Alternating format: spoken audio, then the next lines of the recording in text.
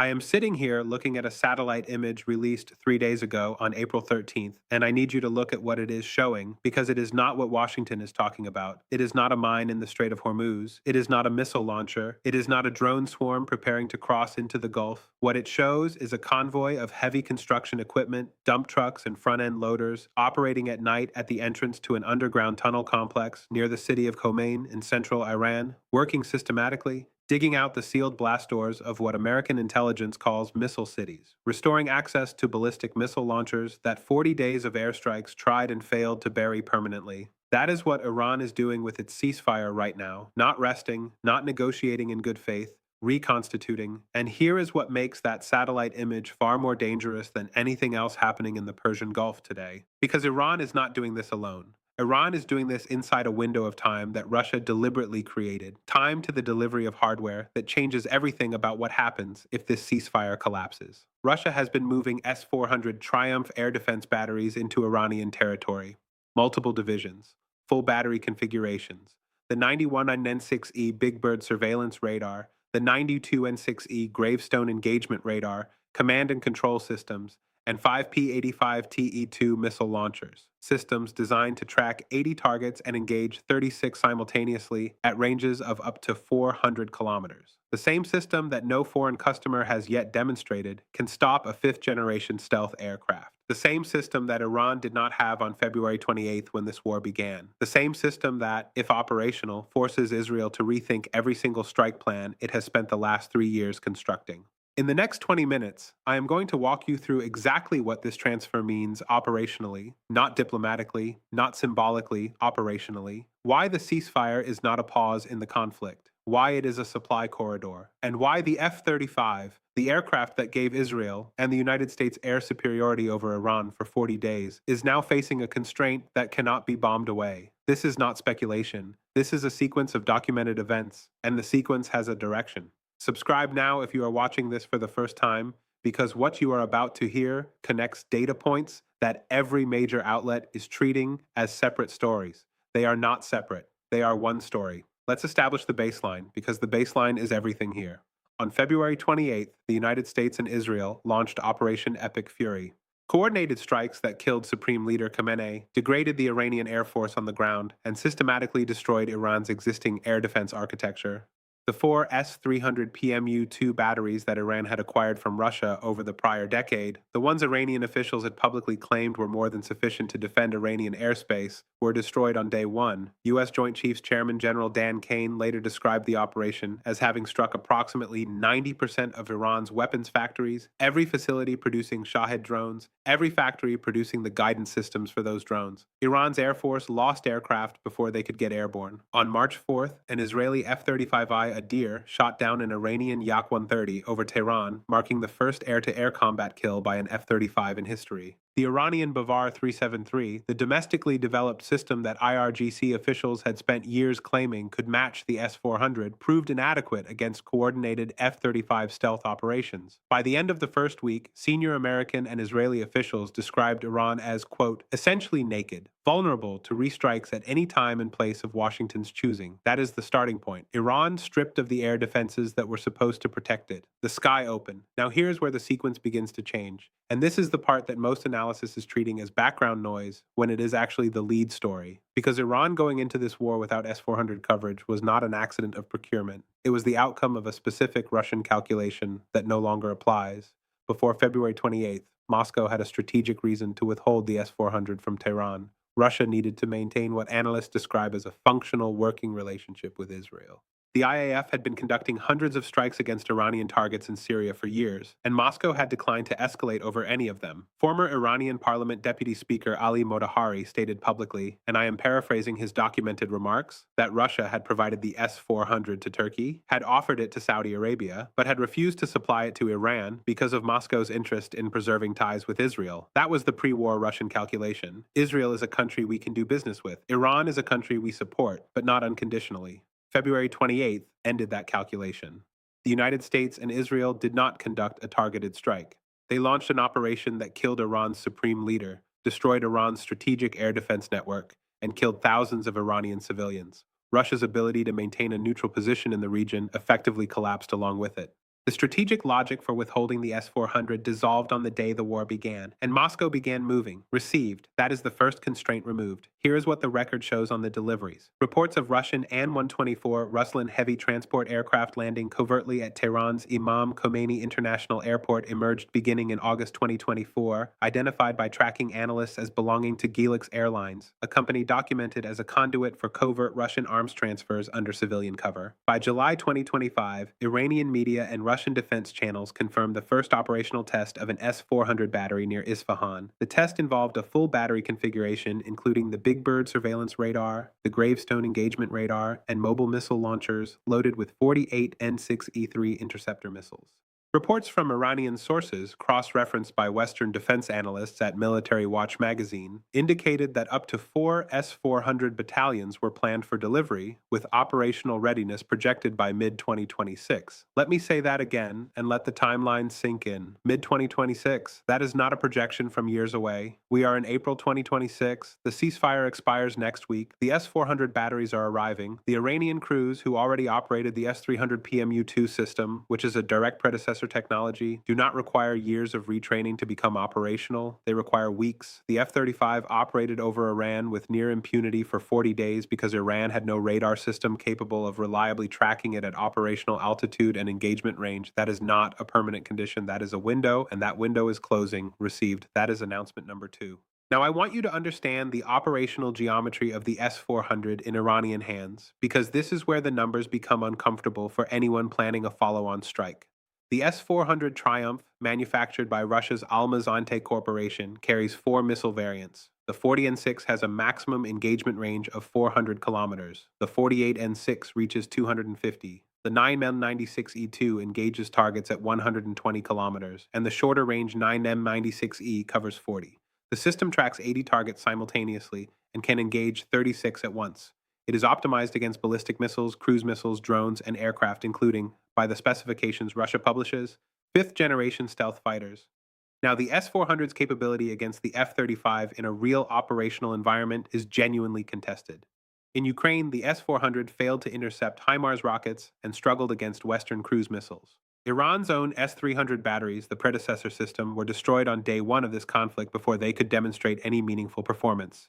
Global Defense Corp's technical analysis concludes the S-400's 92N6E engagement radar has difficulty tracking incoming missiles because the most common interceptor, the 48N6 series, does not use active guidance and relies instead on semi-active radar homing, which puts it at a disadvantage against low observable targets compared to the Patriot's dual-mode seeker. Those technical limitations are real, but here's what they do not change. The S-400 does not need to shoot down F-35s to alter the strategic equation. It needs to force the F-35 to change how it operates. Range, altitude, mission profile, electronic emissions. The moment Iran has a system capable of tracking 5th-generation aircraft at 400 kilometers, the cost of every Israeli and American strike mission over Iranian territory increases.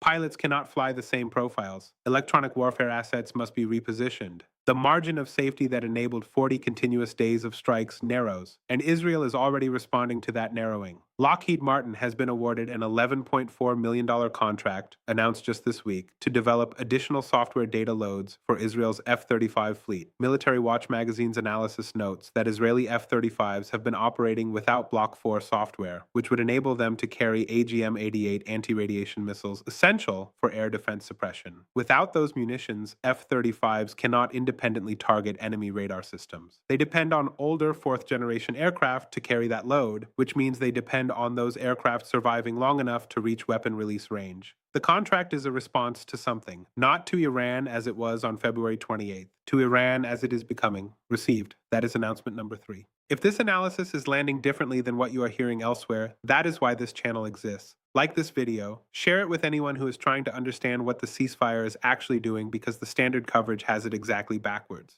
Now let's talk about what is actually happening during the ceasefire, because the Pentagon and the White House are presenting it as a period of diplomatic progress. That is one story. Satellite imagery is telling a different one. CNN and the Wall Street Journal both reported on April 15th that commercial satellite images taken April 10th during the ceasefire show front-end loaders and dump trucks operating around the clock at underground missile bases near Khomeini in Markazi province and south of Tabriz. These are the entrances to what the Pentagon calls missile cities, hardened underground complexes embedded in mountainous terrain that store and protect ballistic missile launchers. The American and Israeli strike strategy for the past 5 weeks specifically targeted the entrances to these complexes, aiming to seal launchers inside rather than destroy them. The strategy was designed on the assumption that sealed launchers cannot be used. Sam Lair of the James Martin Center for Nonproliferation Studies stated the obvious when he saw the satellite images. Iran's Missile City doctrine was specifically designed for this scenario. You absorb the first strike, you dig out, and you launch again. U.S. intelligence assessed, as of early April, that roughly half of Iran's missile launchers remain intact. They were not destroyed.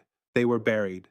The ceasefire is giving Iran the equipment time, the personnel availability, and the diplomatic cover to unbury them. Simultaneously, Chinese transport and logistics networks are restoring the supply chains for missile components and precursor chemicals that were disrupted during active hostilities.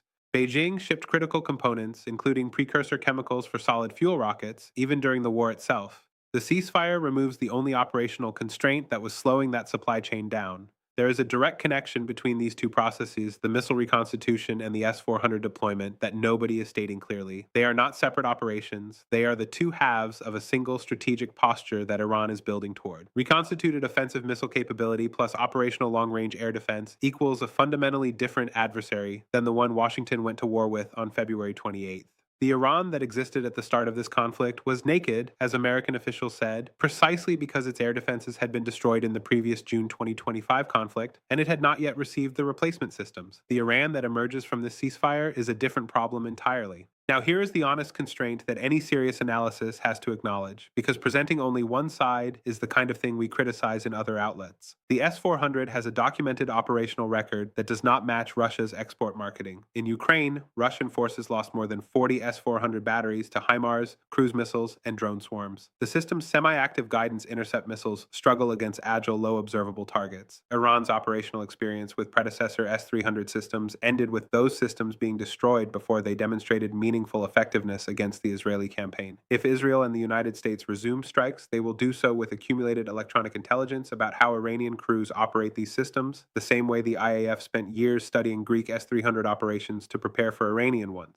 The S-400 in Iranian hands is not an invincible shield, but that is not the question. The question is whether the strategic equation changes, and it does, because the Chatham House analysis published this week identifies something specific and important. It observes that the U.S. action in this war has revealed the limits of existing U.S. capabilities to intercept missiles and drones, depleted U.S. ammunition stockpiles in the Middle East, and demonstrated that the United States does not have scalable and affordable anti-drone defenses at its military bases. Washington expended enormous inventory during 40 days of war. Replacing that inventory takes time. Iran, with Russian help, is reconstituting during the same time window. Let me give you the paths forward, because there are only three, and none of them has a clean ending. Path 1 is the extended ceasefire. The 2 weeks expires, talks continue in Islamabad or some other venue, and both sides agree to keep talking.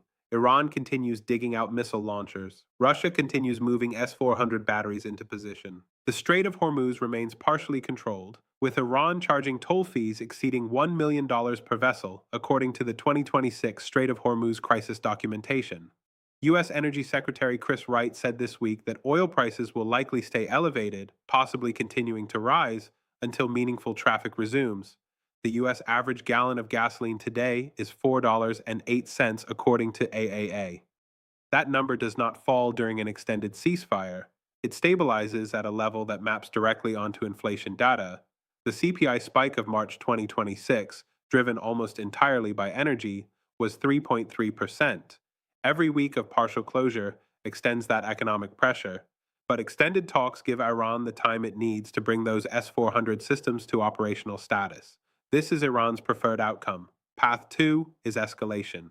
The ceasefire collapses when it expires next week, as the Lebanon situation suggests is entirely possible. Israel has already stated the ceasefire does not apply to Lebanon and has continued striking Hezbollah targets. Iran has already told its negotiating partners that any ceasefire must cover Lebanon. Those two positions cannot both be satisfied simultaneously. If fighting resumes before the S-400 batteries are operational, Washington and Jerusalem get one more window to strike with the same freedom of movement they had in March. If fighting resumes after the S-400 batteries are operational, every strike mission over Iran is more expensive in aircraft, munitions, and electronic warfare support. The window is closing, and everyone in Tel Aviv knows it. Path 3 is the muddled middle, and it is the one I believe is most likely right now, and also the most dangerous. No agreement is reached. The ceasefire is extended again. Each extension gives Iran another increment of reconstitution time, another batch of missile launchers dug out of the mountainside, another S-400 battery moved to its deployment position. The Lebanon conflict continues unresolved. The strait remains partially open, enough to prevent total economic catastrophe, not enough to stabilize energy markets. And the negotiating positions do not move because Iran's 10-point plan includes permanent control over the Strait of Hormuz and U.S. military withdrawal from the Middle East, which no American administration can accept, and Washington's demands include the end of all uranium enrichment on Iranian soil, which no Iranian government can accept without regime collapse. The muddled middle looks like calm. It is not calm. It is the period during which the balance of air power over the Persian Gulf is being quietly renegotiated by An-124 cargo flights and construction equipment digging at tunnel entrances in the Iranian highlands.